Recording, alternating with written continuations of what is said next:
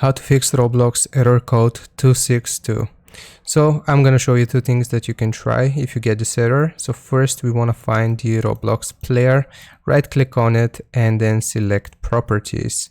So from here we need to change a few settings. So click on compatibility right here and we have to change a few settings. Like I said, first check this, run this program in compatibility mode 4, leave it as Windows 8.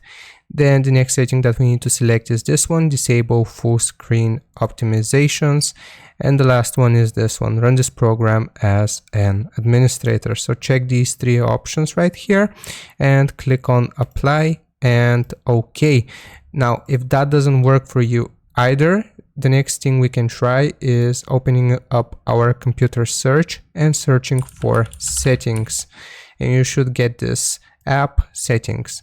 So this will load up your Windows settings, and right here where it says find a setting, we want to search for add or remove, and you should see this, add or remove programs. So select it. It will take us to the apps and features and the uninstall method. So here's where we have to type Roblox, where it says search this list. So Roblox, you find the game and you want to click on it, uninstall, and then select uninstall, and this will remove Roblox from your PC. And now I'm going to show you how you can get it back. So again, close out of this after you have uninstalled it, open up your computer search for Microsoft Store, and you will see this app. So click on it. This will load up the Microsoft Store for you. So just give it some time for this to load.